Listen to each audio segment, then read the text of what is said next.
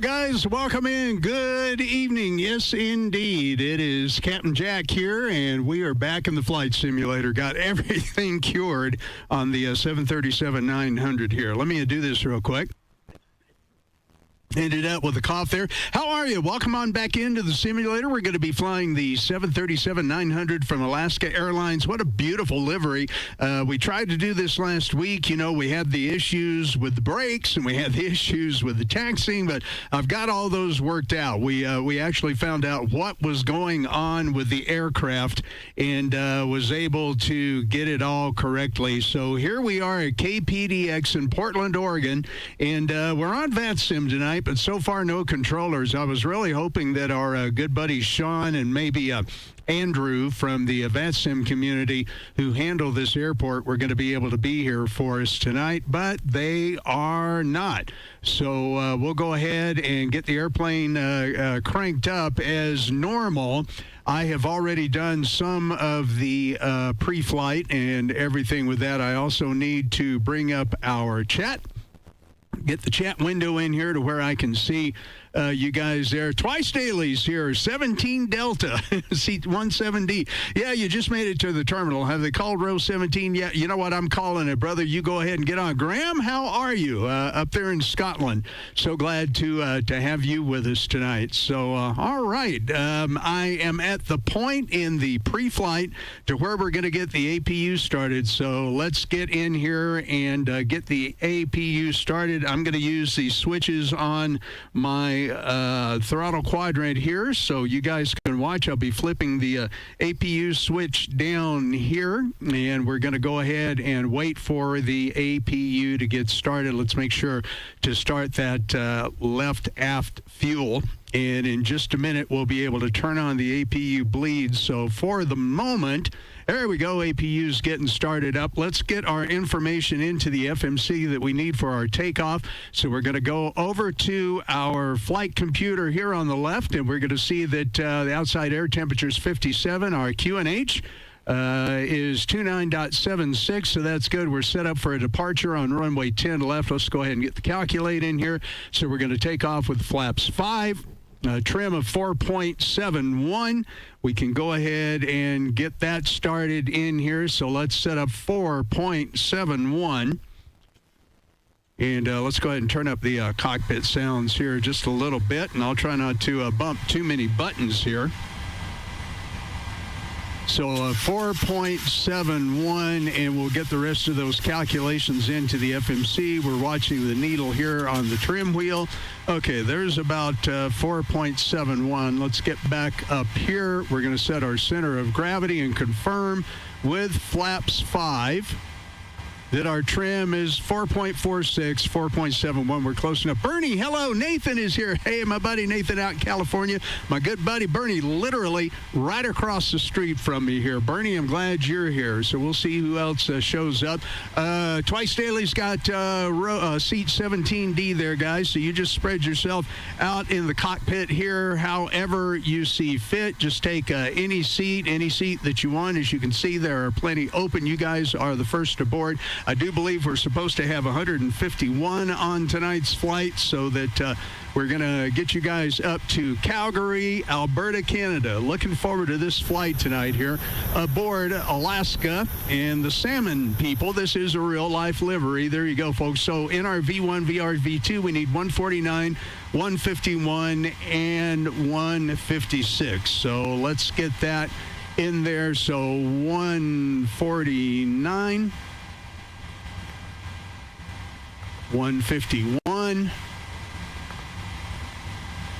and 156 as our V2. Our takeoff weight's going to be 158.7 kilopounds there, 158,700 pounds.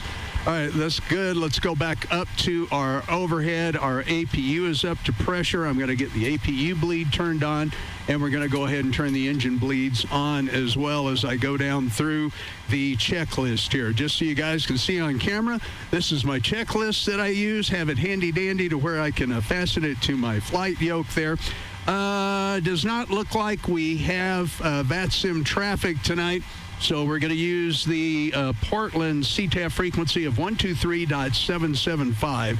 And we'll be announcing on that. Our squawk code is going to be 6612. You guys can indeed follow the flight tonight, of course, as always, on either Simaware.ca. And let's see, let me bring that up to where I can show you here real quick. We'll get that up here on monitor 2 for you. So you can see here we are, Alaska 1327. At Portland, getting ready for takeoff there. You, of course, can also see us on fshub.io as we're in here. Double-click on the airplane over at Portland here, and you'll get the situational display there on the left. We're also using something called Flight Events tonight, but for some reason, Flight Events is not seeing the aircraft. So we'll see if that shows up. It's worked the past 2 days, and of course I get in here for the sim, and it doesn't. I actually flew this aircraft from, let's see, I took off from San Diego, went to Las Vegas, then I went Las Vegas to Boeing Field in Seattle, then Seattle to Salt Lake to Sacramento, and then Sacramento to Portland. So I've had this aircraft since we flew it last week, or tried to fly it last week. I've had this aircraft kind of all over the place here, and got all the bugs worked out of it, and got everything set to go. So looking forward to that. And tonight's flight, you guys actually get to see this aircraft. Let's go ahead and set our altimeter by hitting the B button on the keyboard. And I do know that altimeter is already 29.76. I did check that just a little bit earlier tonight.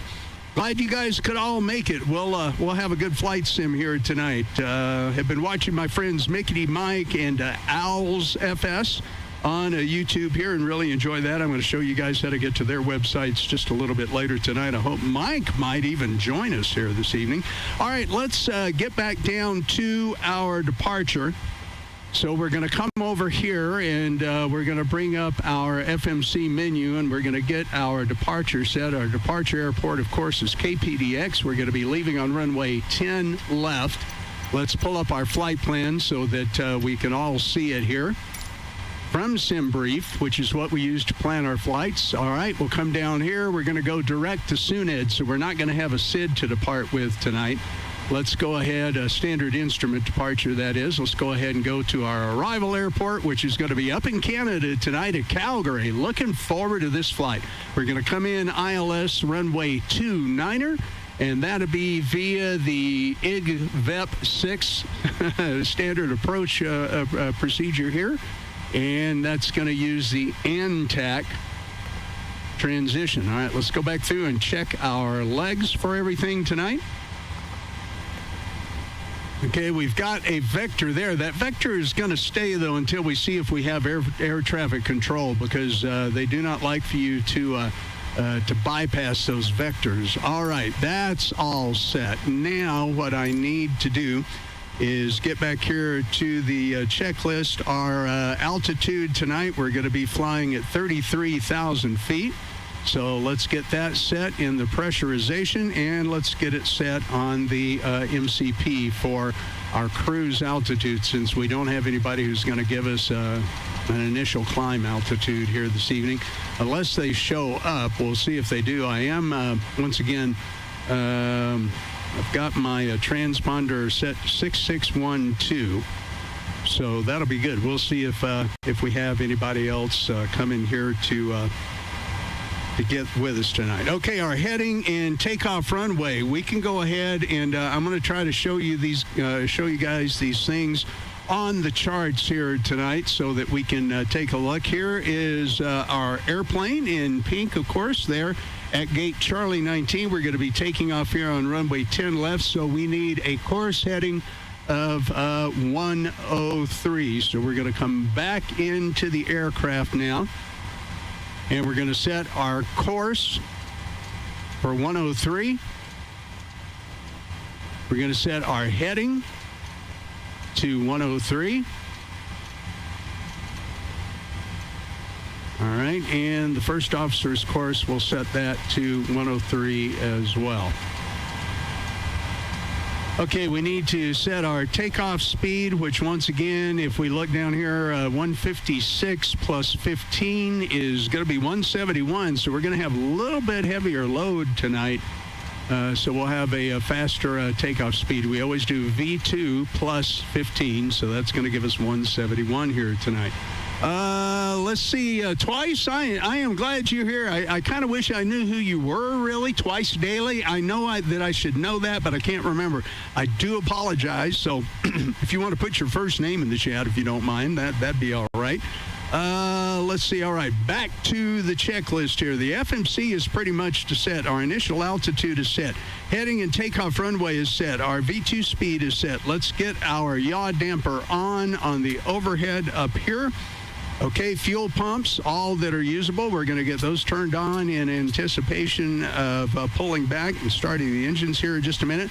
Let's do our cross-feed check. We're going to hit the cross-feed and wait for it to dim. That means the cross-feed pump is working, so we can go ahead and turn that off. Our window heat, I already turned the window heat on. Window heat is confirmed. Wing and anti-ice. Let's see, I believe since we're taking off through the clouds, it's a little cold. We're going to go ahead and turn those on.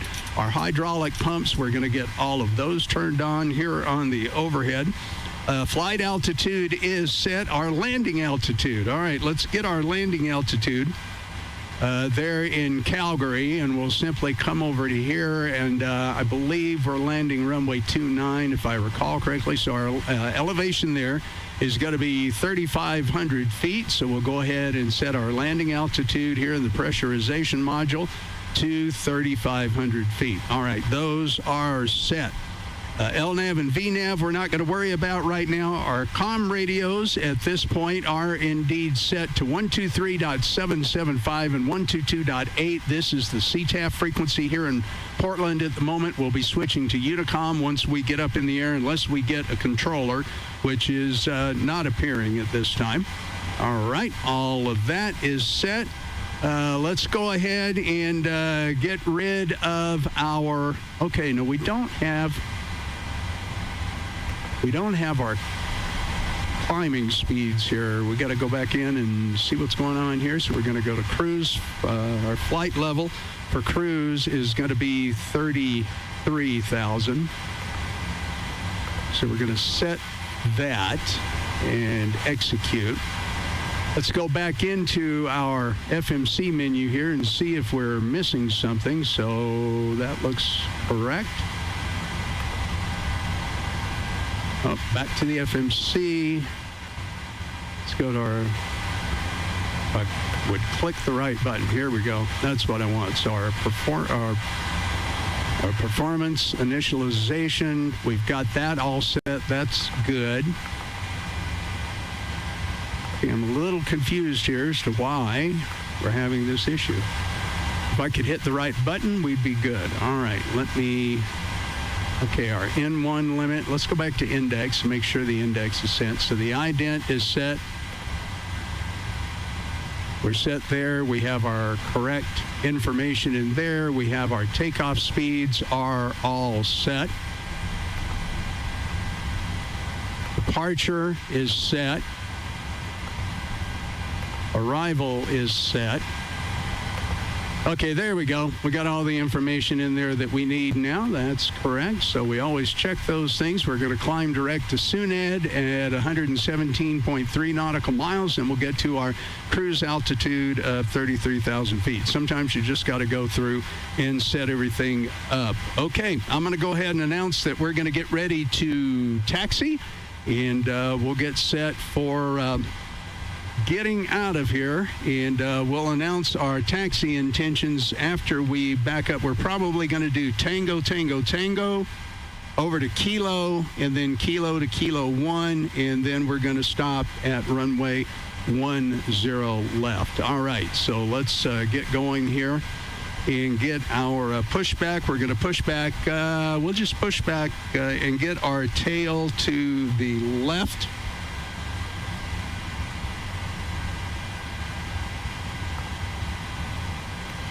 So the first thing we're going to do, of course, is we're going to release the jetway. We're going to release... Oh, wait a minute. Yep, there we go. I knew I forgot to do something. I did not turn the APU gens on. All right, there we go. Nice thing is you can turn those right on, and I missed that on the checklist. Should have done that just a moment ago. Okay, let's get our pushback set, because now we're set. We can go ahead and get into our pushback menu.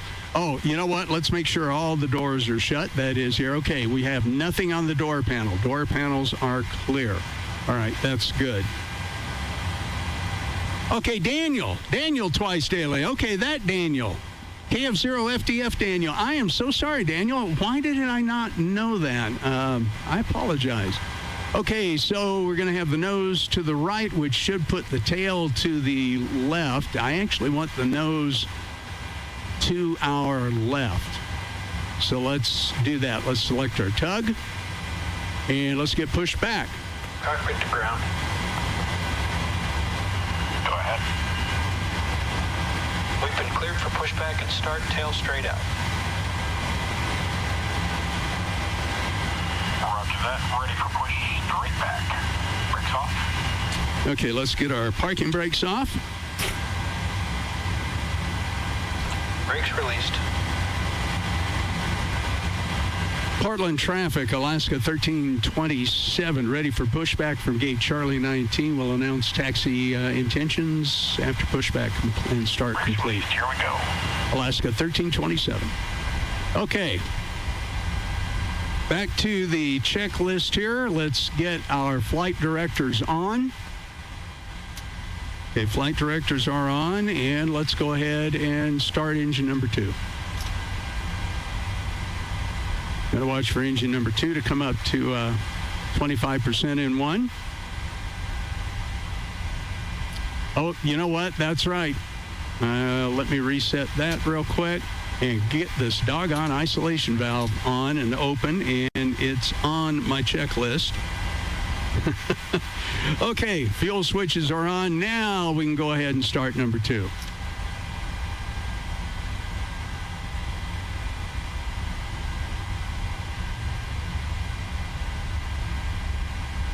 Yep, she's coming up. Hey, Daniel, Twice Daily, welcome. Your first time in the stream. Let's go ahead and introduce fuel here. Parking brake set. Let's set our parking brake. All right, brake is set. Let's look at the engine starting up outside the aircraft.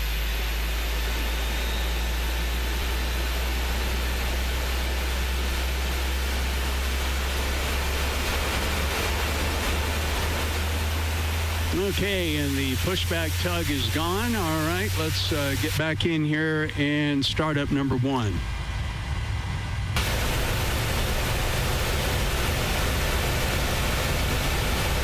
You can see her starting to spin up there.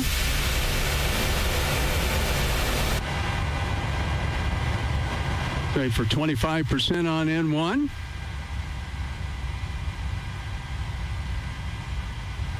Daniel, I'm super glad to see you here tonight. Thanks for all your hard work today. Daniel had to go all the way up to Leadville, Colorado to do some work on a radio station up there, and he also checked out our Skyhub Link repeater, which is up there. Introduce fuel on number 1 and get her going.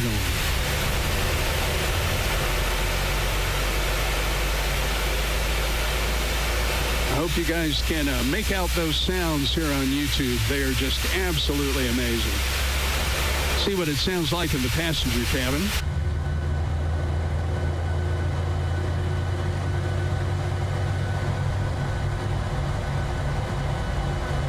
Yeah, we'll see if our information up there on the up there on the screen gives us anything when we get started here. I'm hoping that it will. We'll see. Okay, sounds like we're started up. Okay, let's check our rotations here. All right, we're at 59.59. Switches are indeed turned off. Let's get over on our engine generators.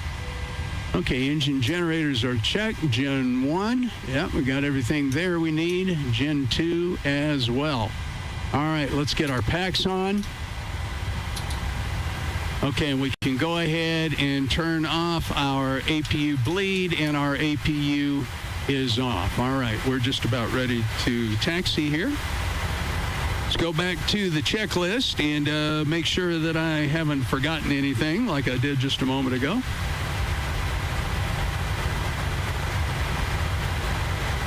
Okay, engines are started. They are on. AC voltmeter switch, we checked. APU and APU bleed is off. Yaw damper, let's give it one more check above here. Okay, yaw damper, let's get that turned on. Isolation valve is in the auto position, as it should be at this time. Flaps, let's go ahead and set flaps 5. Come down here and get our flap handles set and in position. All right, we can hear those lowering out back here as we get ready for takeoff. Flaps going into position.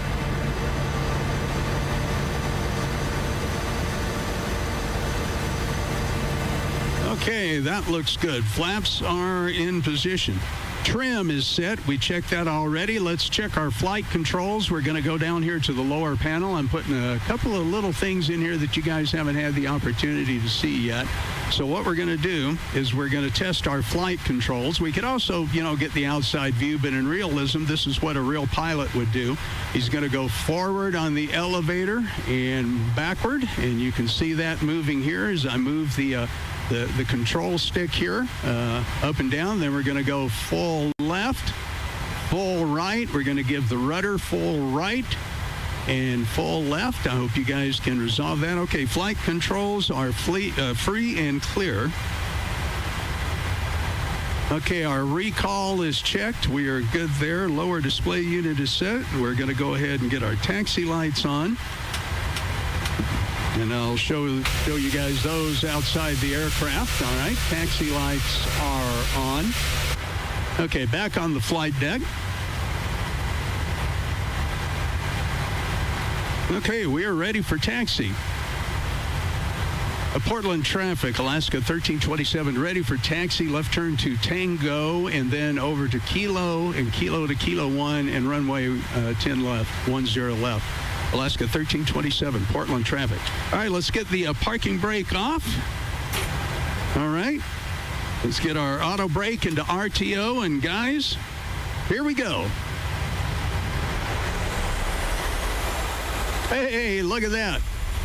I told you this week we'd be taxiing, so there we go.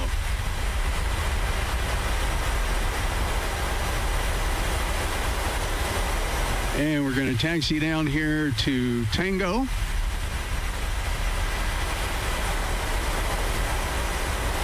Actually, I tell you what, I'm going to change my mind. We're going to go to Echo 3 and Echo. Let's do that here.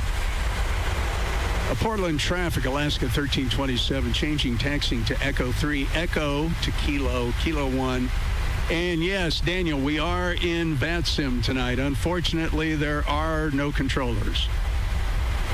Yep, no controllers tonight with us on VATSIM, unfortunately. So we're going to make a right turn here at Echo, as we can see on that sign just off to our left.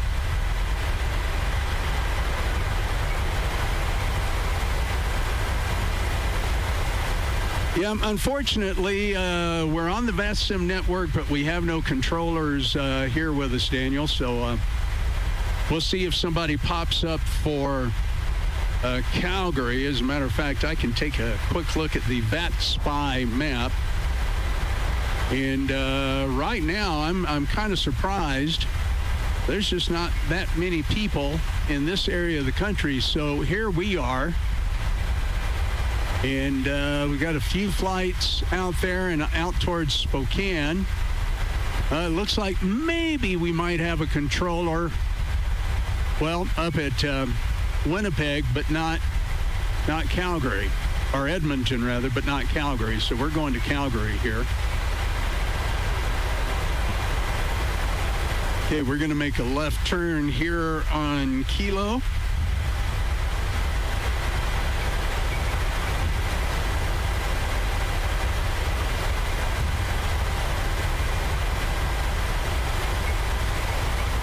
You guys are once again welcome to ask any questions that you might want to ask there. Would love to answer any questions that I possibly could for you as we make our turn out here.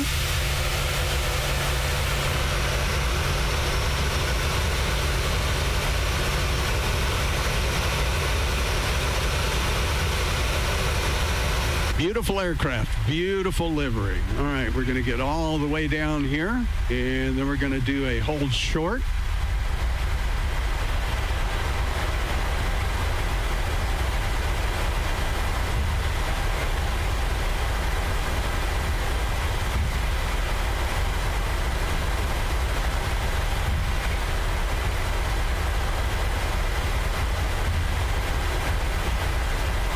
Okay.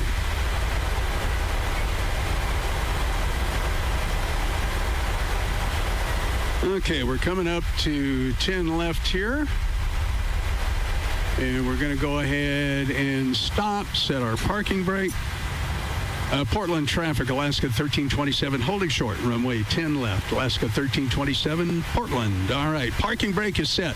Let's get our auto throttle armed. Let's go ahead and go by the checklist. By the way, if you guys would ever like a copy of the checklist that I follow, be sure to send me an email. Captain Jack, CAPN Jack, FLTSIM. It's down there on your screen over to, let's see where you can see me in the camera, over to the left, at Outlook.com, and I'd be glad to send you a copy of what I do. All right. Flight instruments, let's get those checked. Everything looks good. I don't see any warning lights. Everything is good. This is commercial Alaska Airlines there, Daniel. And passenger, yep, we've got, should have 154 people on board, according to the flight plan. All right, flight instruments, engine instruments are good. Brake temp. Now, this is what caused us problems last time. The brake temp, which we can see by coming down to the lower PFD here, or not PFD, but FS, we can see that our brake temperatures are right at zero. They're nice and cool. They're not a problem. We haven't really used yet. When we land, we'll definitely see those go up a little bit, but that should be all right. Okay, auto brake is set to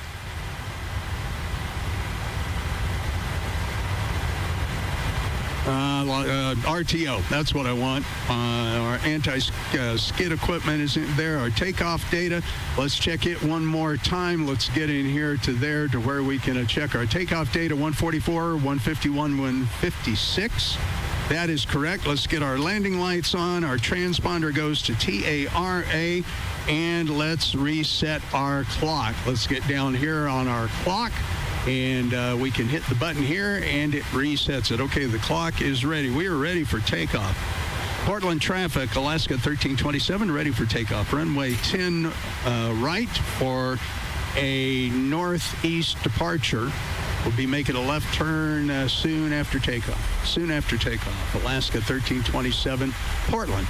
All right, guys, let's get her in the air.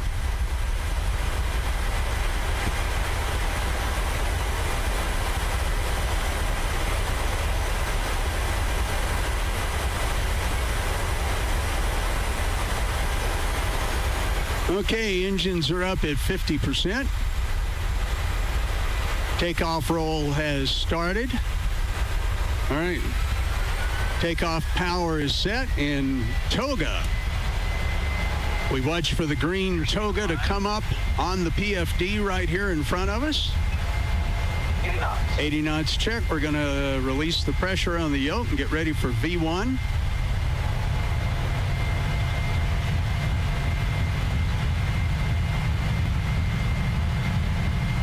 Doesn't look like my... Okay, let's rotate and get the aircraft in the air. Oh, we got a little bit of a tailwind. Positive rate of climb, gear up. Yeah, this aircraft tells you you're too low terrain even though you're taking off. We're good. We're right on the magenta line. Don't sink. It's like we're getting all the warning tests there as we take off. Okay, we're going to stay on that magenta line. And we're going to hold our takeoff attitude here. Going to change our heading around, and we're going to follow our heading direct. Give you guys an outside view of the aircraft here as we take off. It's kind of rainy and soggy looking in Portland tonight.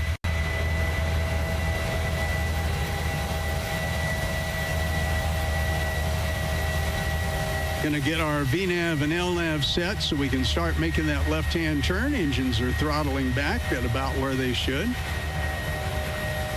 Okay, flaps can come up to flaps 1.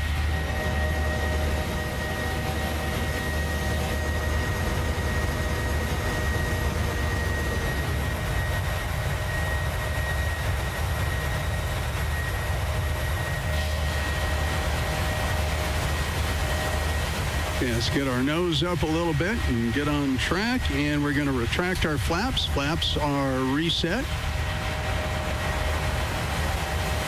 Yeah, my throttle cam doesn't seem to be working for some reason.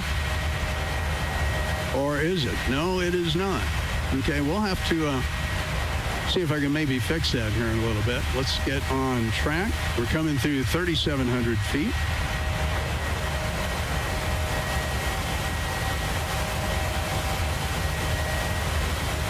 Portland traffic, Alaska 1327 through 4,000 feet. Going to switch over to Unicom 122.8. Portland traffic, Alaska 1327. Okay, we're going to get that frequency switched here. Yeah, I don't know why the throttle cam is not working here, so I'll tell you what I'm going to do. Well, we'll wait till we get till 10,000 feet. Wait till we get to 10,000 feet, and then I'll see if I can figure out why that camera's not working. Do a little in-air engineering. Daniel says take a left at Albuquerque. Yeah, the left fork, although we're heading kind of northeast from Portland. So, yeah, Daniel, we're not going to make Albuquerque tonight. Although Albuquerque's a great flight. We definitely should fly in there sometime.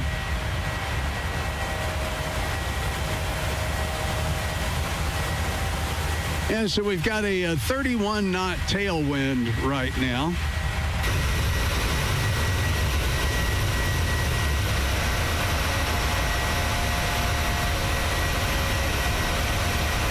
And we're getting up into some sunshine. We pull that sim sound back just a little bit so we're not all deep by the time it's all over.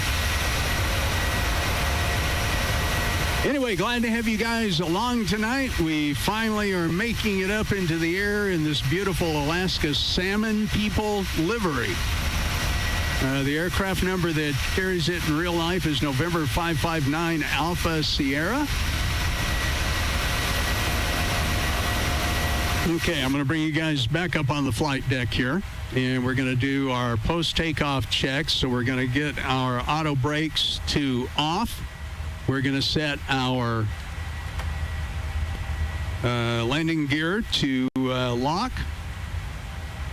Okay, after takeoff checklist is good. All right, 10,000 feet. We'll go ahead and get the landing lights off. Landing lights and taxi lights off. And we're going to hit the autopilot. All right, the aircraft is on autopilot at this point. So let's go down to our FMCs and we'll check our progress. So we're going to get to Suned and our top of climb at about 18 after the hour. So about another 13 minutes or so to there. Then we'll be into Calgary in just about an hour and 10 minutes. CYYC Calgary, 0215 Zulu, and of course on the clock, we're at 0105. So real time. We'll see if it's dark by the time we get into Calgary there. Yeah, I hope you guys have had a really good week. I've had a fun week of just doing some flight simming here to kind of work out the bugs a little bit of what occurred with the FMC and the taxiing bit. And I'm going to show you guys what that is. So we're going to come down here to the FMC. We're going to go to menu, and and we're going to go to PMDG setup and aircraft and failures. This is where everything was happening. We were having a brake heating failure here, and as it turns out, you can turn all this stuff off, but you can also do regular maintenance on the aircraft. So you'll see here on page 1 that you can reset all systems, that you can go through and do the different procedures that it may require. And if you have a failure, you can go to some of these and look at that. But the wheels and brakes. Wheels and brakes is where we had the issue that was really making us have those problems. So I turned off all the service-based failures and turned off the random, or at least it was supposed to be off, and I believe it is now, because my aircraft will automatically, you can go here and do maintenance, you can clear active, you can clear all, you can service the system, you can do everything to it, but you also have the option to turn it completely off for failures. I don't really see necessarily the need to have a failure unless we're going to just try to go through a procedure for that, but I am not practiced enough at that at this point to really try to do that. So we're going to continue on what we hope will be a problem-free flight. I'm not real sure exactly how much there's going to be to see because we have real-time and real weather engaged. And let's see, I want to go to monitor 2 here. And yeah, there we go. Here's our aircraft on Simaware, and we're moving out. KPDX to CYYC. We're showing at 15,000 feet there. It does take that for a little while to update. So you can also go to fshub.io. And here's our aircraft climbing on out, and you get a progress rate on that. You also do get a progress rate on it here, of course, on Simaware. Okay. So one other thing we're going to do is we're going to go ahead and have our charts in here anyway for CYYC. Calgary International Airport. So we'll go ahead and get those in here and get them ready. I love the way they call it an aerodrome. So right now we're scheduled to land, I believe, on 3-5 left. Let's go back into our computer here. No. Oh, let's see if this comes up. Yeah, you know, it's not feeding through to this either, and it should be.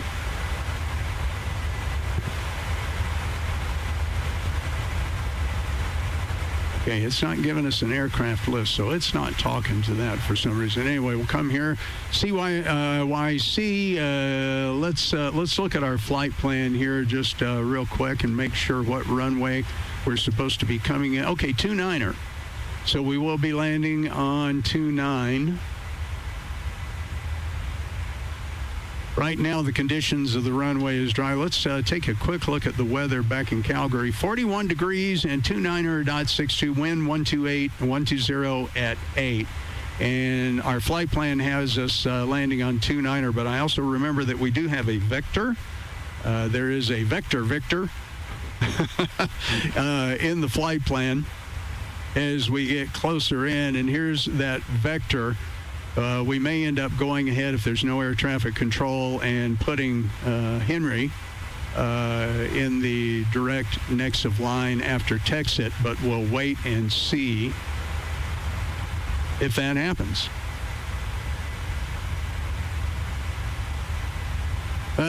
Daniel says not so much the heat as the humidity. Yeah, isn't that always the case?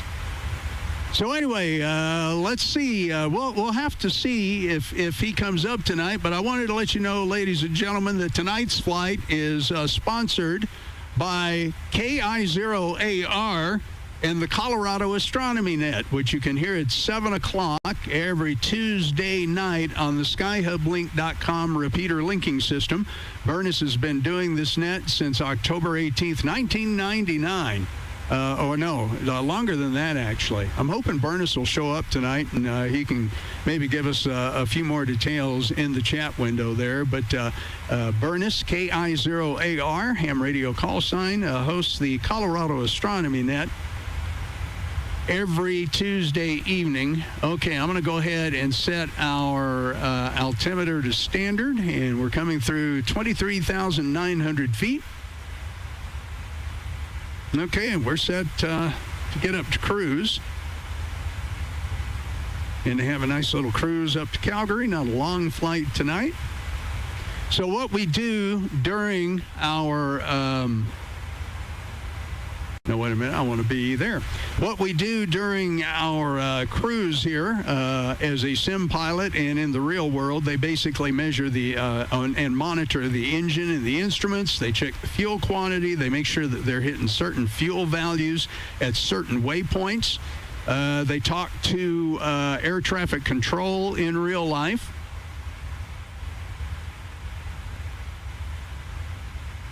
And they basically monitor the aircraft systems. I noticed that we do not have speed and heading indication on our banner up above there. Hey, Bernice, welcome. Glad you got here. Glad you got to see that you are the official sponsor of tonight's flight stream.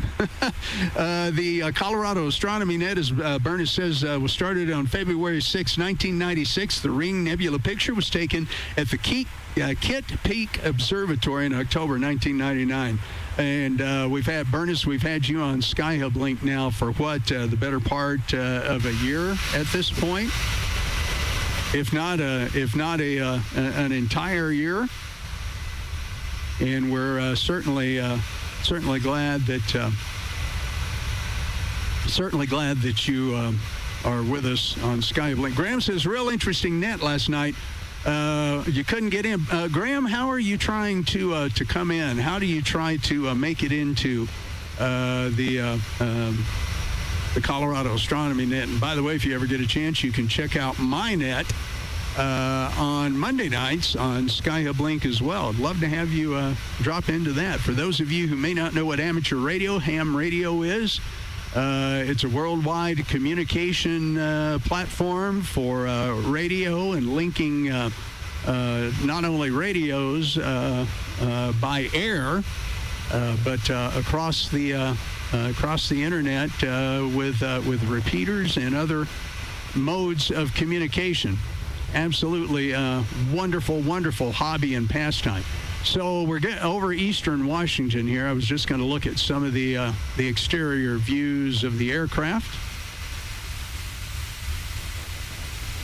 So we still have plenty of sunshine. That's one thing I love about flying this year. Even if we're going to fly on the East Coast here, we'll be able to have some vision. The East Coast is really socked in with weather, and it's some tough weather back east. We really should try. We really should try to get back there sometime back east and fly into some of that nasty weather. Hey, my good buddy Steve is here. Steve, welcome. I am so glad you were able to make it, and welcome aboard Alaska 1327, the Salmon People livery.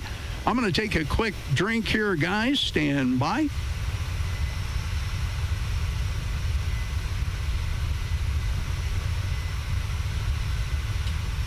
All right, since I don't have any music to play because of music royalties on YouTube, although I'm going to try to find out how to do that, I get to sit here and chat with you guys. Let's see, Graham, you have NetLogger too, don't you? Yeah, Graham, if you get on NetLogger, you can also check in with Bernice, and then he'll call on you via the almost instant messaging window, the AIM window, they call it there. So I had a couple of other possible interesting things that I was going to tell you guys about tonight. We're about 20 miles away from top of climb. Let me bring you back up on the flight deck and show you that. Yep, we're about 20 miles away from top of climb at 33,000 feet. And then we'll be on the way to the next waypoint here. Let's zoom out just a little bit. Steve, I am so glad you're here tonight. What a blessing to have you in there, and I hope Nancy is doing well, and you guys are doing good. I hope you're doing good, buddy. Let's see, 30,000 feet. All right, here we are. I'll just kind of watch things. Yeah, it was going to be mostly cloudy on up till we get till we get just over the mountains, just west of Calgary, and then it should clear off, and we should have a lovely view of downtown Calgary tonight. Steve, I am so glad you're on board. You don't know how thrilled I am to have you here. That is awesome, and late arrivals have to ride on the wing. Bernice, if you weren't tonight's show, no, I'm kidding. I'm just kidding. Okay. Now, this is interesting because as we come up on Suned, we're going to take a sharp bank to the left, and then we're going to make a little jog to the right at Mark. So we're watching those waypoints tonight, 400 feet, almost to that top of climb in less than 10 miles. So, yeah, there we go. Onward and upward, at least upward for a little bit more, and then we're going to turn off that seatbelt sign. You guys are free to walk around the cabin. We're just southeast of Yakima, Washington. It should be coming up on the Canada line here before too much longer. We're going to miss, I think, the bulk of the weather, but of course we're going to be up over it. Yeah, this is going to be interesting. We're going to make a left turn and then a bit of a right turn as we hit these waypoints. Okay, here comes that left-hand turn. And there's Yakima, Washington down below you.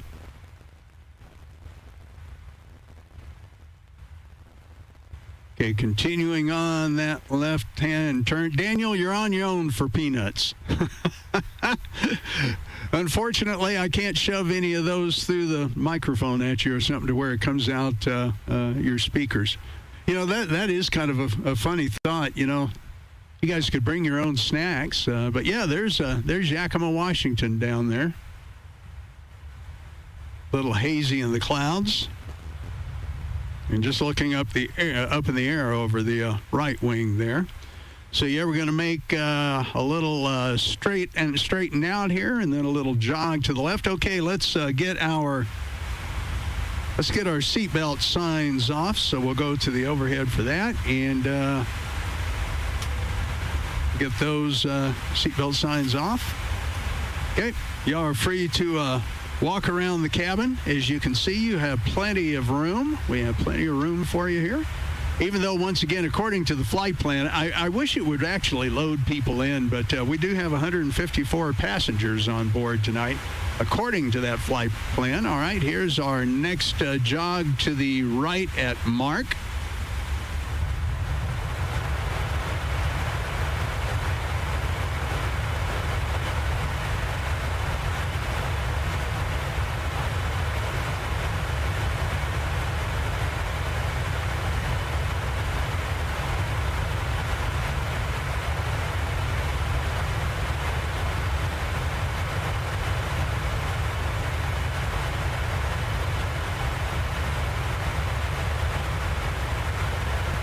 If you just look at your screen with your eyeballs, you can almost feel it.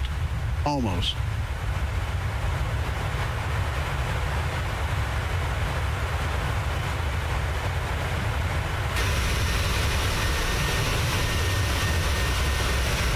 Okay, there we are. Cruise altitude 33,000 feet. We've got a 62-knot tailwind.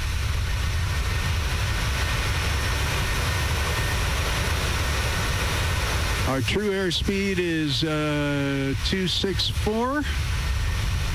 Our ground speed is 492. I'm sorry, our true airspeed is 429. Our ground speed is 492 with that 62-knot tailwind. So we ought to make it into Calgary pretty good here tonight. Yeah, so a couple of other things I was going to tell you about. Let me bring this up.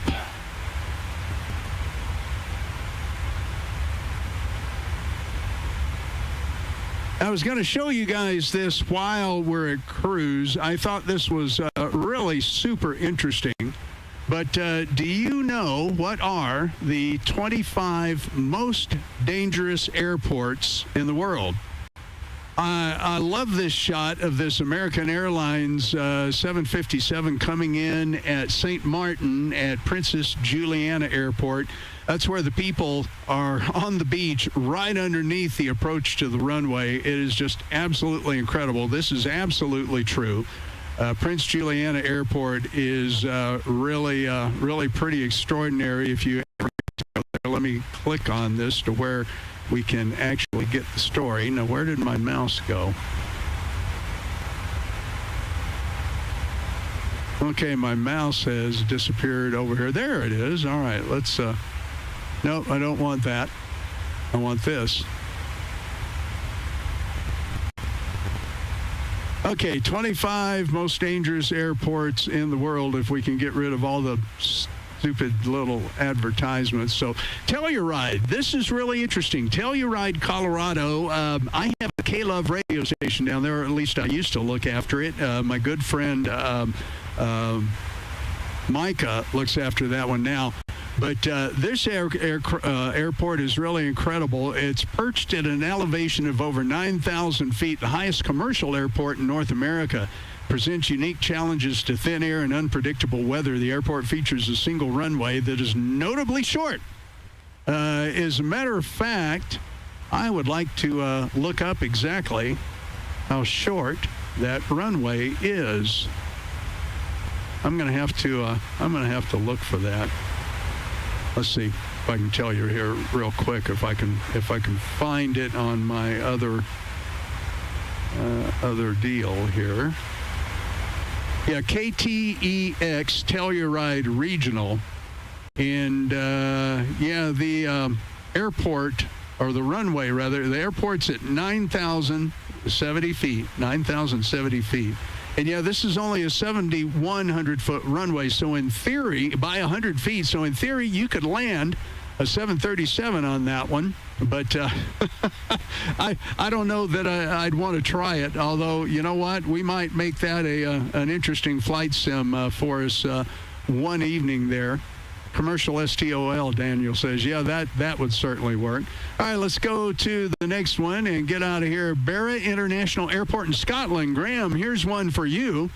Stands out as one of the most dangerous airports in the world due to its highly unusual beach runway, the only one of its kind for scheduled airline services. It's located on the sandy shores of Tramhor Beach. I know I didn't say that right. Graham, I can't hear you for you to correct me on it. Anyway, the lack of lighting on the beach runway means that night flights are nearly impossible, adding to the operational challenges. So, there's another one that's dangerous. Let's look at this one. Queenstown Airport, New Zealand, renowned for being one of the world's most dangerous airports, largely due to its challenging approach through the southern Alps.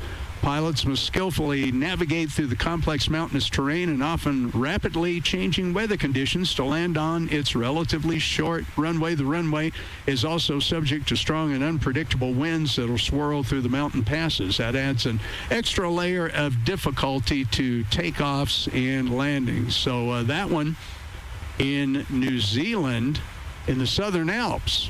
I was not aware that they called those Alps like that. That's very interesting. All right, next one is Midway, believe it or not. They think Chicago Midway is one of the more dangerous airports, notorious for challenging weather conditions and brief runways, posing significant challenges to pilots during takeoff and landing. Plus, the area often experiences extremely heavy ground traffic, complicating departures and arrivals. 4 intersecting runways. We've landed the simulator in Midway before, that has been something that we've done. In our aircraft, I'm going to go ahead and turn off our engine anti-ice and wing anti-ice. So we've got those off there. If we go back to look at Midway, the airport has been the site of several fatal accidents, underscoring its reputation as a hazardous location for air travel. I don't know that I agree with that one in particular. that much. Pegasus Airfield, Antarctica, situated in the stark and unforgiving landscape of Antarctica, stands as one of the world's most perilous airports. Remote, blanketed in ice, exposed to extreme weather conditions. Unique set of challenges to aviation, named after the Lockheed C-121 Constellation Pegasus, which tragically crashed there in 1970.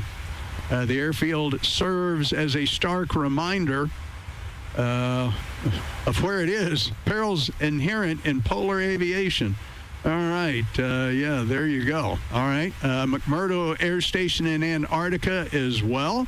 One of the most treacherous airports globally, confronting pilots and crews with extreme challenges. On the ice-covered continent, the air station faces some of the harshest weather conditions on Earth: severe cold, high winds, frequent whiteouts. The unpredictability of the climate, combined with the icy, constantly shifting runway services, demands exceptional skill and caution with aviators.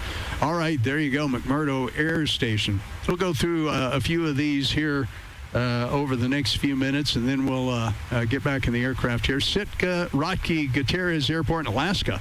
Now, this one I think I've done some practice flights into in smaller aircraft in the simulator.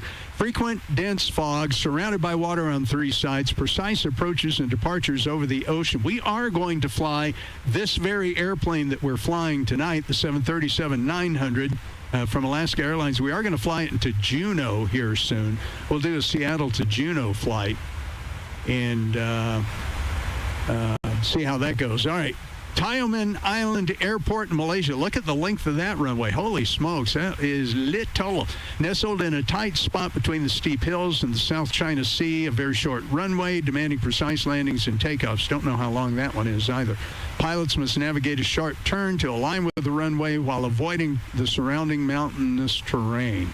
You know, Gibraltar is tricky to land at, too. I was doing some practice landings in Gibraltar in the simulator a couple of nights ago, trying to learn, at least initially, how to fly the Airbus, and that was a real trick.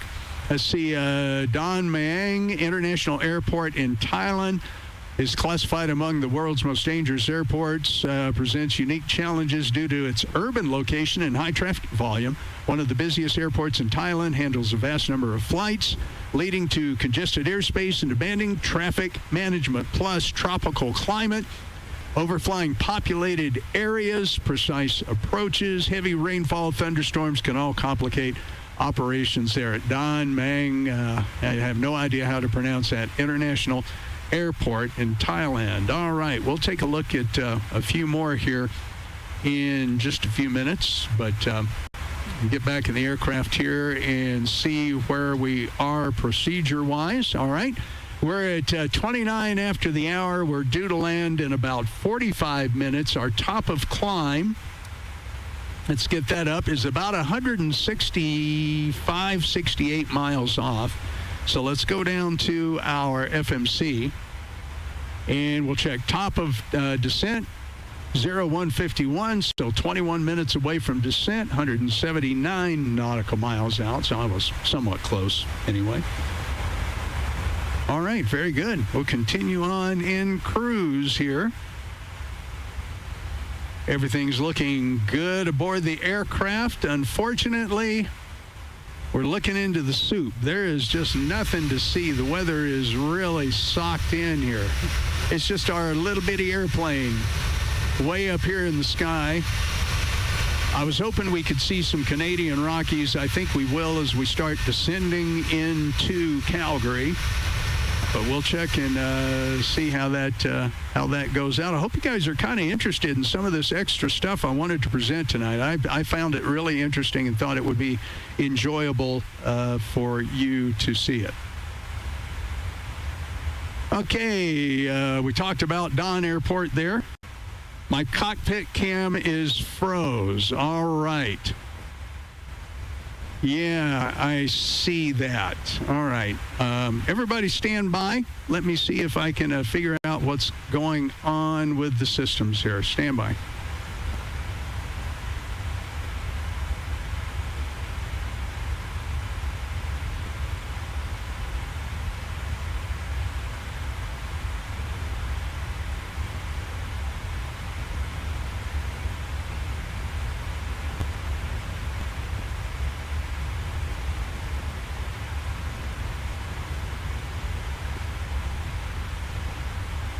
Okay, guys, I'm going to step away from the mic for just a minute. Hope you can see the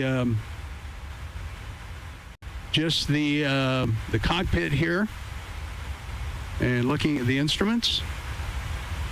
Is anybody else seeing the stream freeze up? Are you? You should be seeing the cockpit right now. Let me bring the webcam back in there, and yeah, it's showing froze there, but it's not showing froze on the live stream part. So everybody stand by. We'll see if we can get this worked out.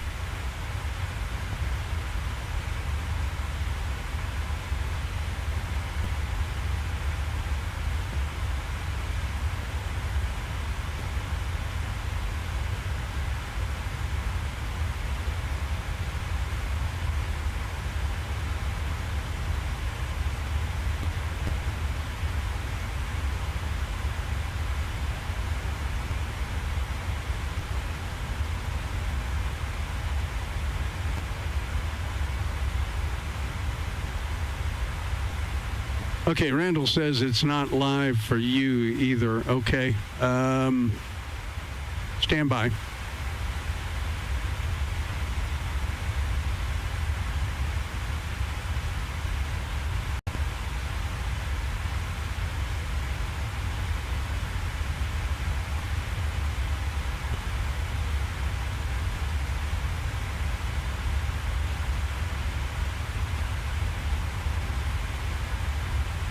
Okay, if you guys can hear me, I'm going to restart the stream. I may have to restart OBS. So I'm showing good connection.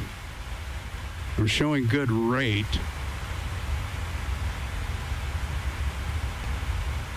Yeah, stand by. We'll try to get this figured out.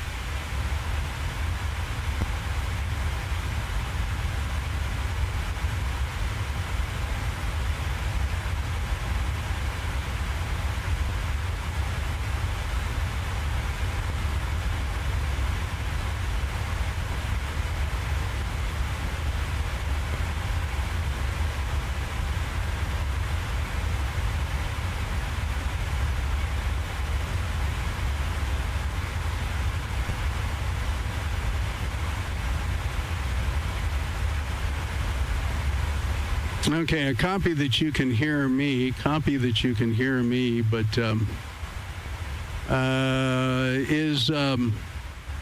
you seeing the cockpit view and just not the camera view? That's something that might be helpful. Let me know.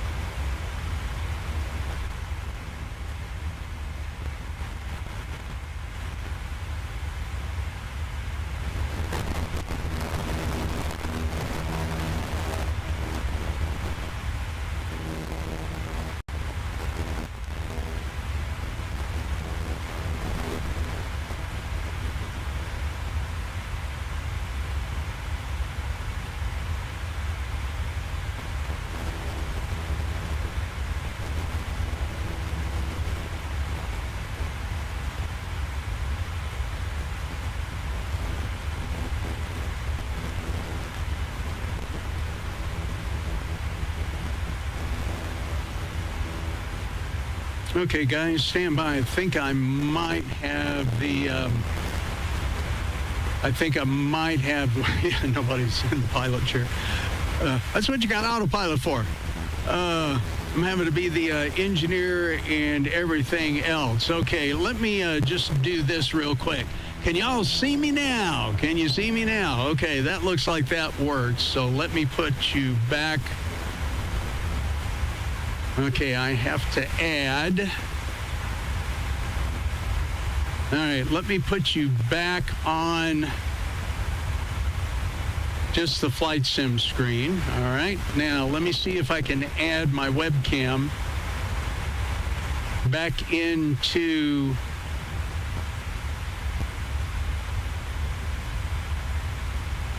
this, so stand by. Okay, good. You say you got me. All right, so stand by now. Let me fix the rest of this.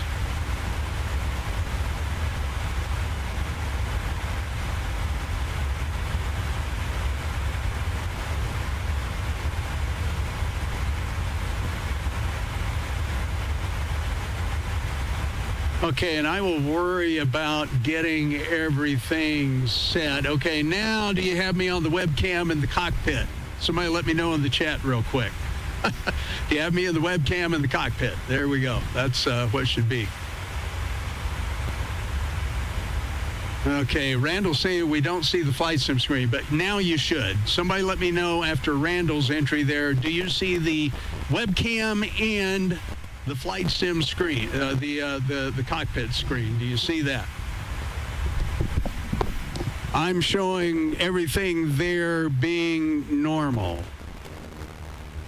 Okay, so I'm going to play with the other cam. Okay, Randall, you got me. Okay, good. All right, we're coming up on Antec, and I want to watch for that top of descent while I'm still trying to engineer and fly the airplane. What I had to do, guys, is I had to, back here in the cockpit, you'll notice all these breaker switches, all right? I had to go through and reset number 3 here. No, although that's a really good, okay, something else is not right here. All right, okay, we're not getting, boy, I think I'm having problems all over the place here. I may have to reset. Boy, you know, I had this, have had this happen, twice now. Because as I'm moving cockpit around, I'm not seeing it. Okay, flight sim screen, and we're going to put the flight sim screen over here. And it is not transferring either. It's like my OBS has had a major problem, so I'm going to get in here. So stand by for me again, guys.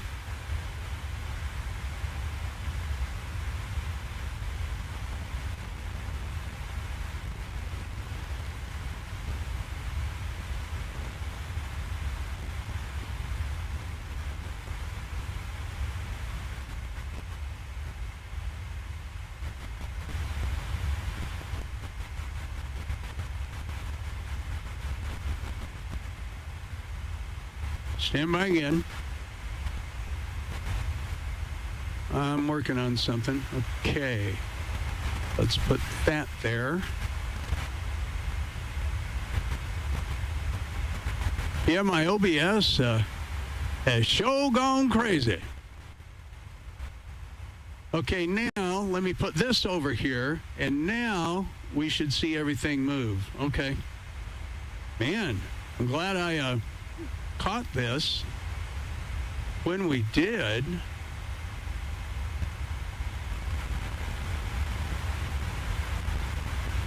So now let me do this. Everybody stand by for me. I don't know that we're going to worry about throttle cam tonight. Okay, so now, okay, I need to do this.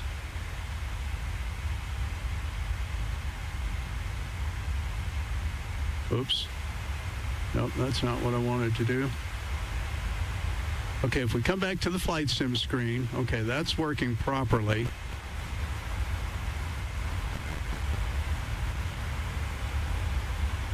I'll get her here in just a second, guys. Let's see, and then we're going to do that.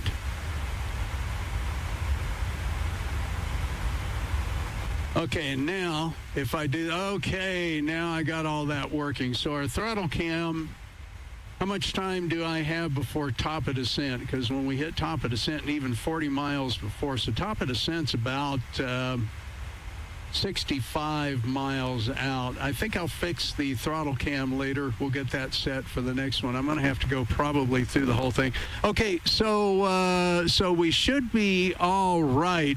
Can one or two of you in there go ahead, and I'm moving the cockpit screen around there, and now I'm going to transition this over, and now I'm going to be waving and moving the cockpit screen. Can you guys see both things happening at once? Moving the cockpit screen and waving.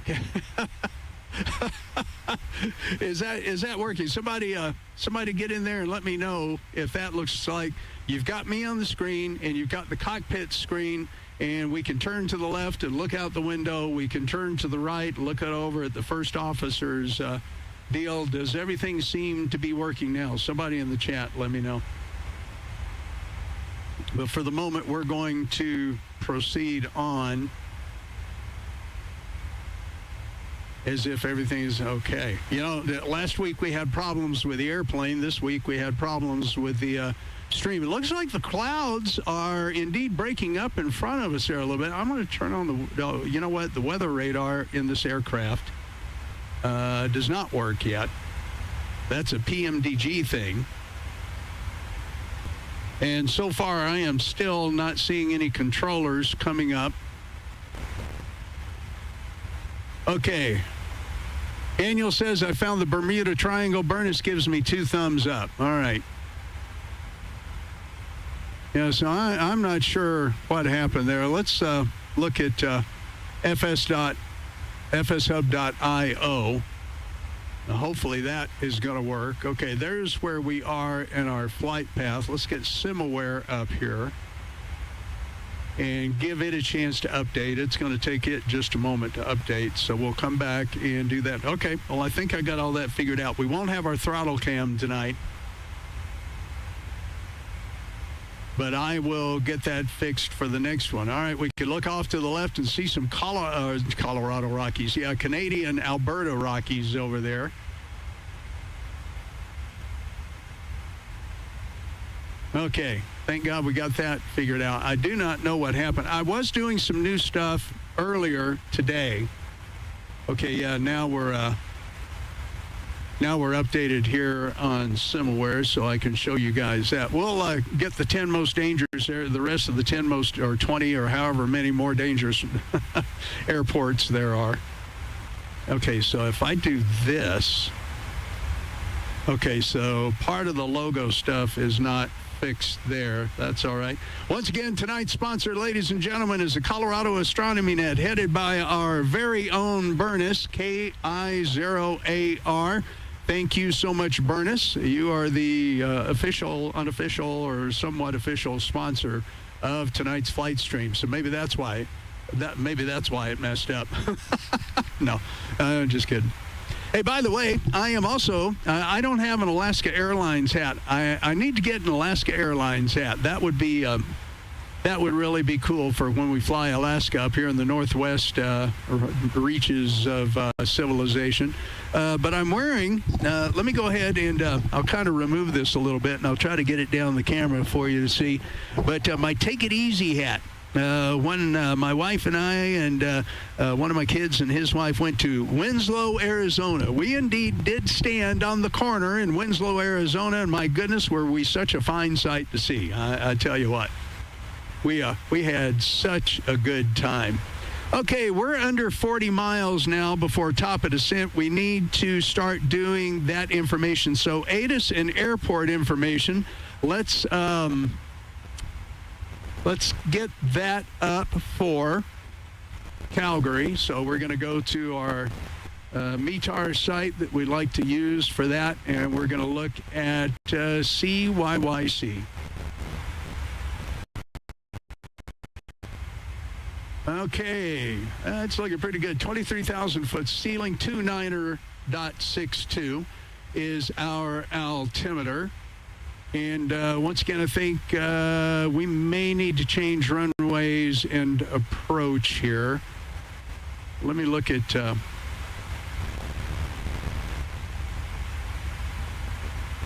let's go back here and look at our approach plates and what we're going to be doing. So let's get back in the aircraft for just a moment. Runway 29er.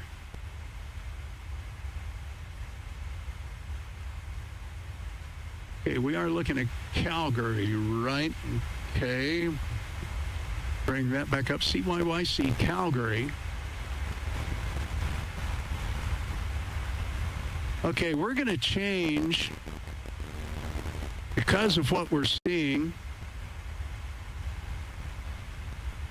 So the wind is out of the southeast.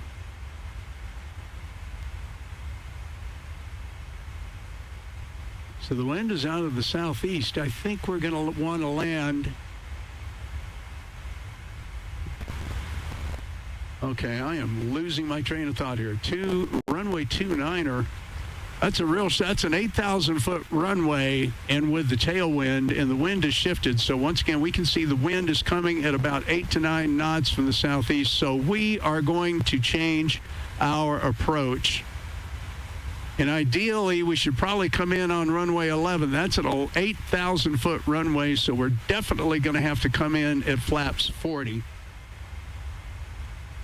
All right, so let's go back over to our flight sim stream. We're less than 20 miles away from the top of descent. So I'm going to go ahead and at least reduce our initial descent altitude to 18,000 feet. Let's get that dialed in. So when we hit the top of the descent and the airplane starts descending, here in less than about 15 miles, we'll be ready for that while we're working with this other stuff. So now we're going to come to our departure, and we're going to do the ILS 11. And let's execute that. And we're still going to be using the IGAVEP 6 approach, because IGAVEP, as best as I can pronounce it, is what our flight plan originally said. So let's go up here and look at our flight plan one more time. And yeah, we can come in IGAVEP 6, but we're going to use the IGAVEP 6 approach to runway ILS. Arrival not available for runway. Okay. We would indeed be asking a controller for vectors at this point.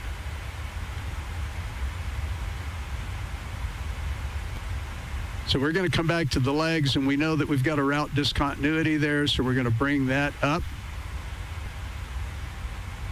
We're going to let our flight plan get recalculated, and we're probably going to have to start a manual descent. Nope, we're still coming up on top of descent, so we're fine. The airplane is doing what it should do. Sorry, guys, I have not been able to look at the chat window here for just a moment.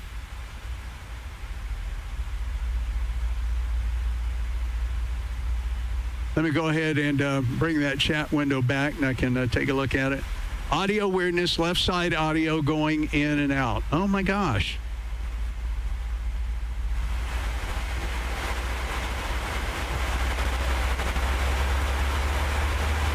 Okay, well, my mixer is showing correct. Yeah, I think OBS is... definitely had some sort of issue here. Let me double check something on that. No, we've got plenty of level.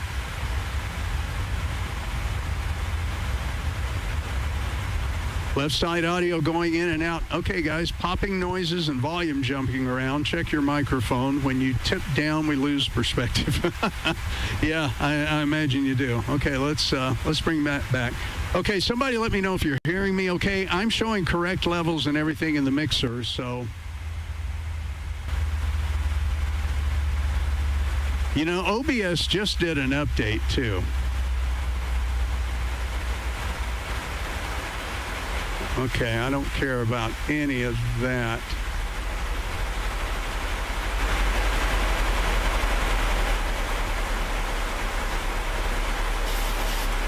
Okay, we've begun descent. Can you guys hear me okay? Somebody let me know in the chat, first chance you get, if you can hear me okay.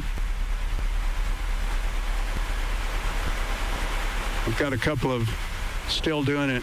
Okay, I don't know what's going on, Randall. I'm showing stereo, 2 channels, correct? Yeah, I think OBS is having a problem. I don't want to completely stop it, though.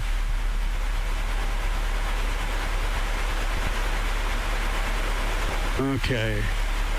Chat window is back, so I can at least see that. Okay, I think we're just going to have to muddle through here, guys. Okay, auto brake. We're going to set for auto brake 3 because we're coming in on a bit of a shorter runway. That may heat those brakes up. Landing altitude has been checked. Okay, our recall has been checked. I'll bring the webcam back here. Voice is fine. Background is distracting. Not sure what you're talking about there. You mean the aircraft sounds, Randall? Okay, I'll lower those a little bit. We hear you. It's still unreliable, though. Yeah, I don't know what's going on. Okay. Let's get our altimeter set. Once again, that altimeter coming into Calgary is going to be 29er.62, so let's get that set up.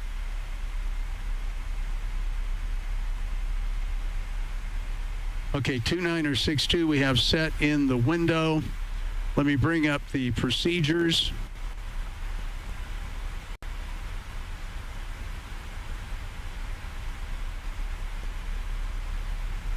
Okay, I'll be able to show you guys this, the procedures for the approach. We're going to be coming in on 105 on our course. So we're going to get that set.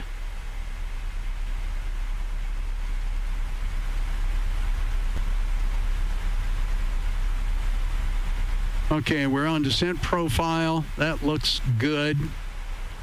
We're going to go ahead and take our altitude down. Our entry point for the ILS is going to be 4770. It shows here on the approach plate. Okay, Randall, you say it's back now. Okay, I wonder if maybe I had pulled a plug loose. Maybe that was that. Let's get a quick look outside over the Canadian Rockies here with sun setting. Very, very pretty. Okay, but we got some other stuff to do here. Let's set up our MCP altitude. Let's get that back down. Our entry point for the approach was going to be 4770. I'm going to bring it down to about 45. Okay, that's good. Randall says gone again.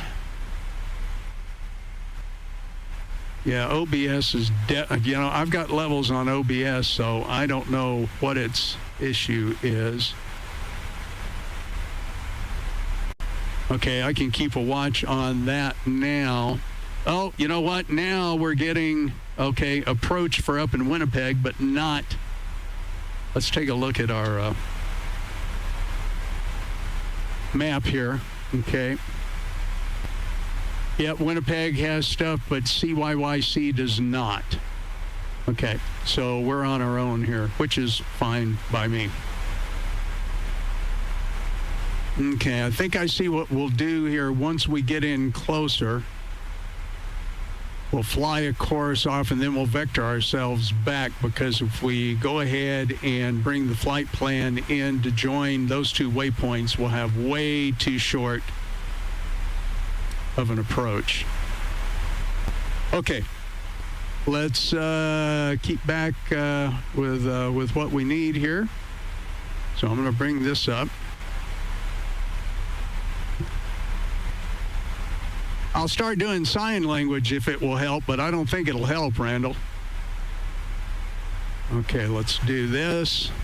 So here's our approach plate. Once again, let me bring this up to where you guys can see it. Our approach plate for CYYC, 105 degrees on the approach course. We're going to be landing runway 11. We're going to need the localizer of 110.55. I wish I could show you that on the radio here, but since our cam is not working, I'm just going to go ahead and set these up 110.55. Okay, those are set on the approach radios, and I can show you on here. So 110.55, 110.55, they are active. Let's go ahead and turn them on to where we can start hearing the CW beacon maybe here in just a little bit. Randall, you say you actually know sign language. But here, I'll do this one in lieu of this is a family show. Live long and prosper. There, if I can get the camera to come. There we go. Live long and prosper, Randall. Okay. Okay, Randall says my sister-in-law is half deaf. All right. Okay, ILS localizer frequencies and course are set. We need to complete the FMC descent forecast page, so we'll do that. We're also going to set up our fixed rings for our runway. So we're going to set runway 11. We're going to hit the fixed ring. We're going to bring that in, and we're going to give ourselves our fixed rings. Hey, Tom. Tom's here. Tom, KD4DT, my good buddy. Tom, I'm glad you could make it tonight. We're having some OBS issues. And I think for the moment I have those fixed out. Okay, our fixed rings. Let's get our descent weather and forecast and request. And Tom, twice daily is Daniel. KF0 FDF, Daniel. So we'll wait for our descent forecast to get in here, and we're coming over and should start to have Calgary in view before too long here. So I'll show you guys what we're going to have to do is on our flight plan. Okay, I'll go ahead and load our descent weather forecasts here.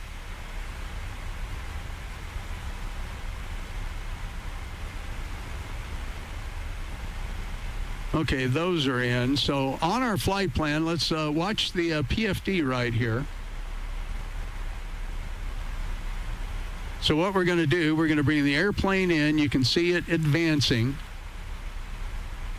And what's happening is right here between ISPAC, I think it is, and Kissel, there's no joining of the flight plan. That puts us on a, actually that might, a 10-mile approach probably would be okay. Okay, we're coming through 18,600 feet. You know what? I think we'll be okay for about an 11-mile approach there. No, you know what? I'm gonna change my mind again, guys. I'm gonna show you how we vector. I'm gonna show you this vector. So what we need to look at now, let's go back to the legs page. I'm going to execute that forecast. When we get here to ITPAC, we're going to need to vector ourselves into Kissel. And what will happen then is we'll be descending towards 4770 feet at ICDOG.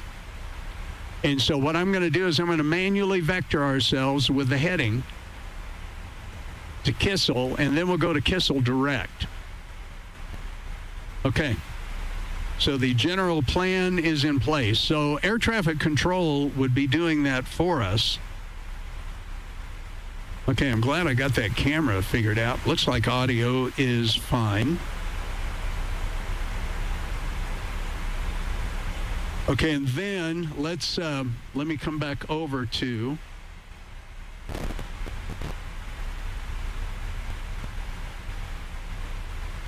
so once again, we're going to look here. We're going to be landing here from the northwest on runway 11. It's 8,000 feet. We're probably going to go ahead and go all the way down to the end of the runway. And then we're going to need, or we'll try to vacate maybe here if we can get stopped in time, but I doubt it. Let's go ahead and plan on being all the way down to the end of the runway here. And we'll come off on this taxiway, which these are not numbered. And we'll go ahead and bring ourselves on up to the terminal. Of course, before then, we're going to try to do a replay of the flight, a replay of the landing anyway. Okay, we're coming on into Calgary, and it's going to be getting towards kind of dusk. Let's get our standard altitude set.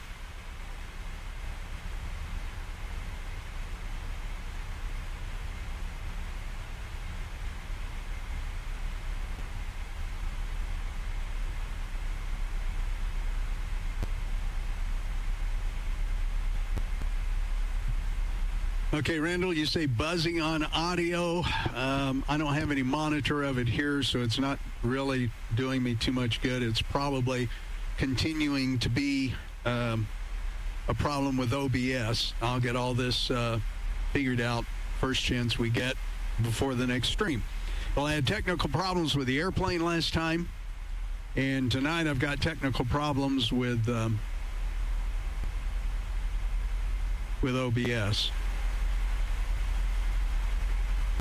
Okay, so I'm going to look at my procedures over here. Okay, I'm starting to hear the Morse code identifier.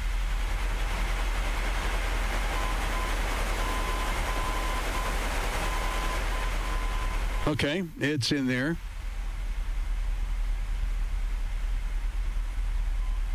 There's a highway heading into Calgary and looking back at the mountains and the sun going down. That's really beautiful.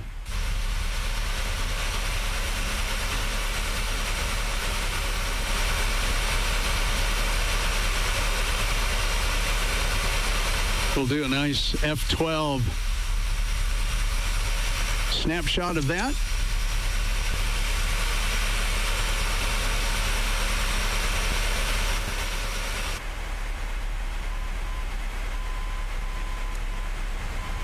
Okay, we're still on descent profile.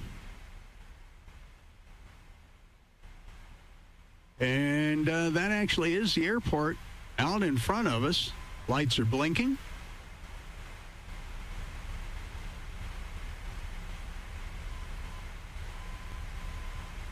Okay, altimeter is checked. Localizer frequency and course are checked. We're going to go ahead and get our engine start switches to continuous right here. I'm using the switch on my Bravo throttle quadrant to throw those over.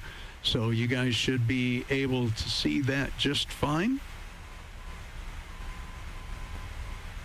We're going to set our altimeter to baro. Yeah, I believe we're coming in on this runway once we make a turn to the left up here.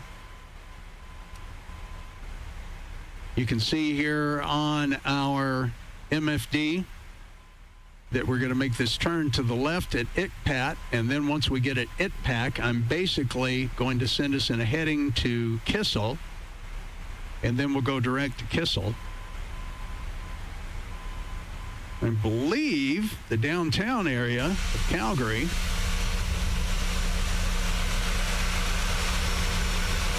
yep, it's down there. I think that's about right. Can't really see too much in this light, but man, that's a pretty shot of the airplane. I think we'll hit F12, take a picture of that again. Okay, got a picture of that. Let's get back in the cockpit because things will start getting busy here pretty quick. Okay, we are at 10,000 feet. Let's get all our lights on. Landing light, taxi lights are on. Turn them both on. And we'll also come up here and get on our position and strobe. Our logo will go on, and let's turn our wing and wheel well lights on as well.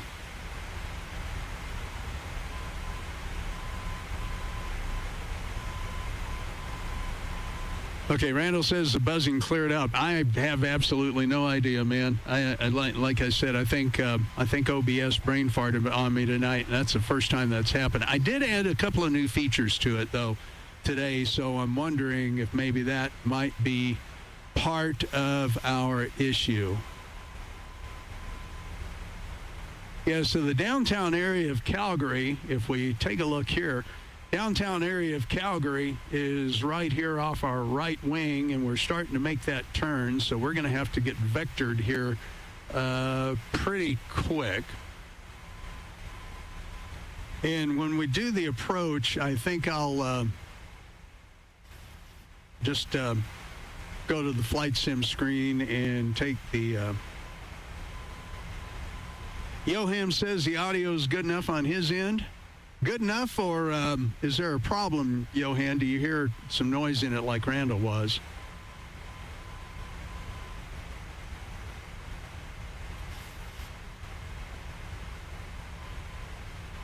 Okay, we're going to continue on here, and we're watching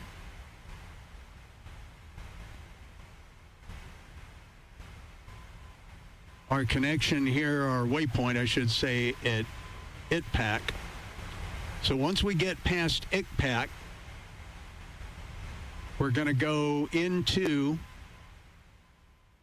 the FMC, see where our vector is here, and what we're going to do is we're going to go ahead and hit Kissel, and we're going to bring it into what they call the scratch pad. We call this the scratch pad in the FMC. Now, if you guys are talking about static, if you're talking about that, that's the aircraft noises. That's what you hear in the cockpit of the aircraft. I can turn those down a little bit. We'll bring them up as we come in, but maybe that's what you're hearing. I think that's what you're hearing. So in just a few minutes, okay, we hit our vector. So we're going to continue on this vector for just a wee bit. And then I'm going to hit the execute. We'll go a couple of more miles on this vector.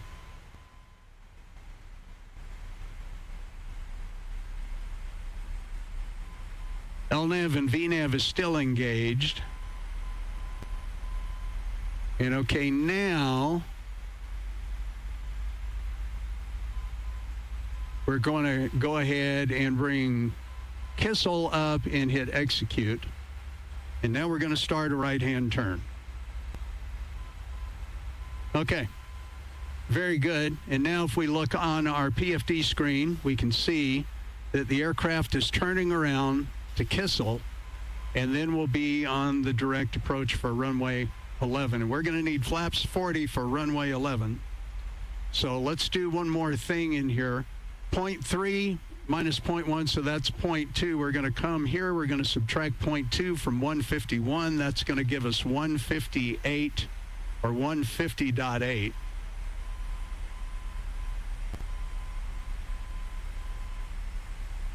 Okay, let's bring that up. That's where our gross weight will calculate. Flaps 40 and a speed of 141. Okay, our approach reference is set. And we're making that turn. I'm going to go ahead and take us to flaps 1. We're going to arm the speed brake. That takes us through the rest of that checklist. And there's our runway coming off just off the middle.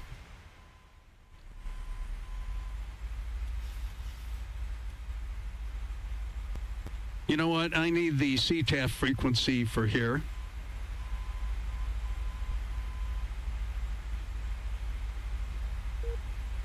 Okay, we don't have a CTAF frequency, so I'm just going to use 122.8.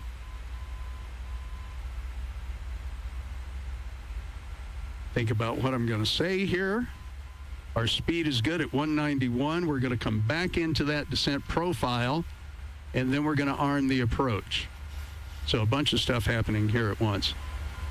Calgary traffic, Alaska 1327 on Unicom, turning 11-mile final for runway 11 ILS approach. Unicom frequency for Calgary, Alaska 1327.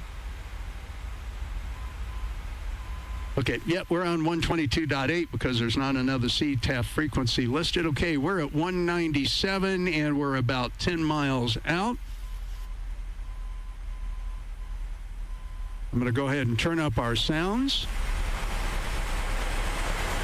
And we got a good bead on the runway.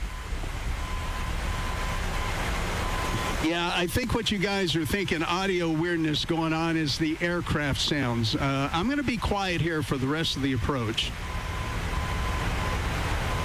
with the exception of a couple of call-outs.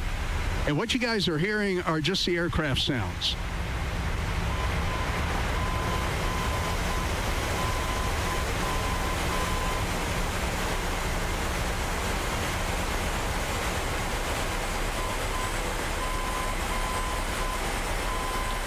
Okay, at about 7 miles out, we'll go ahead and get the gear down. Speed is good. And I'm going to go ahead and get the gear down.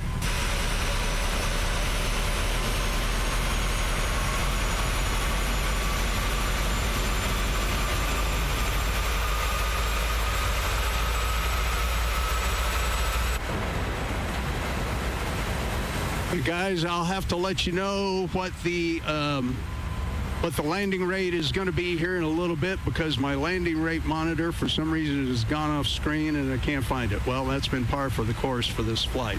All right, let's get our speed down. Speed is coming down. We're on approach.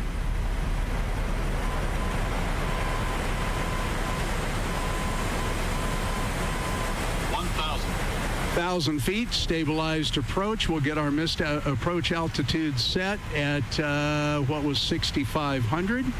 Okay, that's good. Missed approach altitude set. We're a little under the glide slope here. I wish I could get this view set exactly where I want it. All right, I'm going to give you just the flight sim screen view, and welcome on in. And I'm going to take over the aircraft here in just a minute. Let's go flaps 40. Let's get that speed dialed down. Speed is coming down fine. We're looking good. Flaps 30, we can see on the indicator.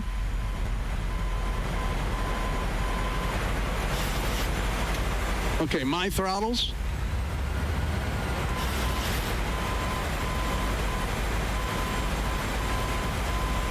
Reset the auto throttle alarm. 500. All right, my airplane.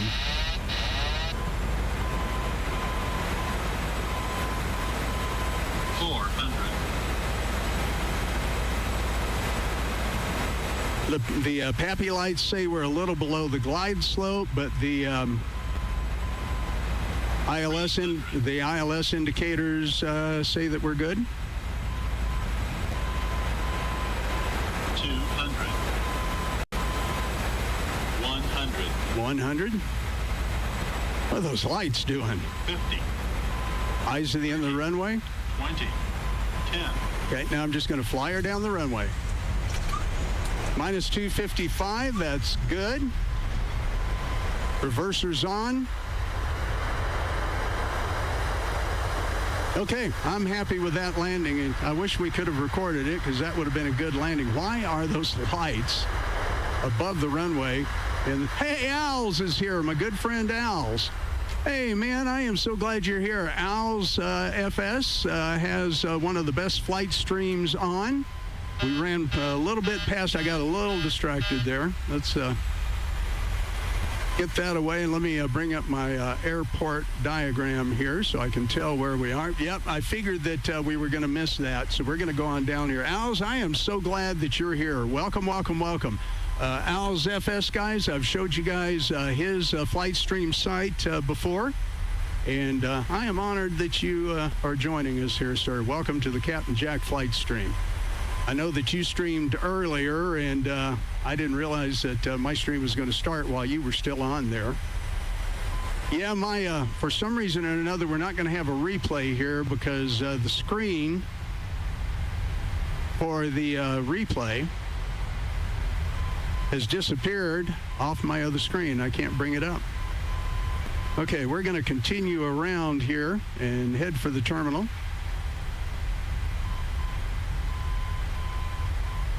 Yeah, that was a minus 255. I'm usually happy if they're under minus 250, so I'll take that as close enough. Those lights threw me off a little bit, though.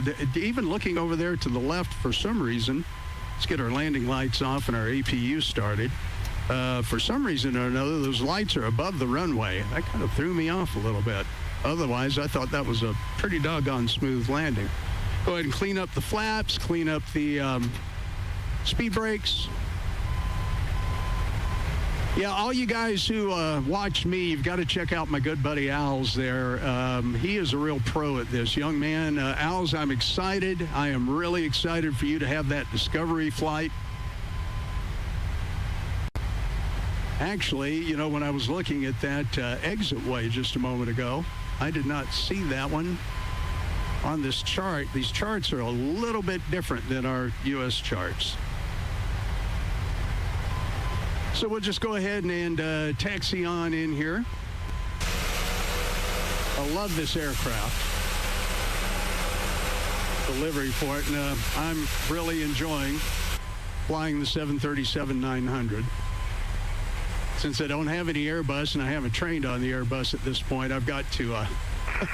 Calgary traffic, there we go. 318, continuing descent on the IFPAC 6, direct to ADSEC, currently at 8,400, expecting full stop landing runway 11.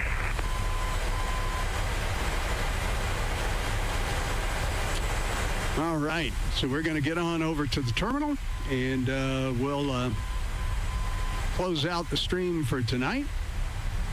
Want to thank all of you for being here. I wish we had replays to watch, but we've had some other anomalies going on, and I do not know why I can't pull that replay. I've got like the bottom half of the box, and this is we had problems with the aircraft last week, and this week, Al's, I don't know if you've had problems with OBS, but we definitely have had some real issues tonight. My webcam quit working. We've had some audio issues that they said that they were hearing, so I just don't know. All right, we should be able to get to our gate over here on the left. Okay, there we go.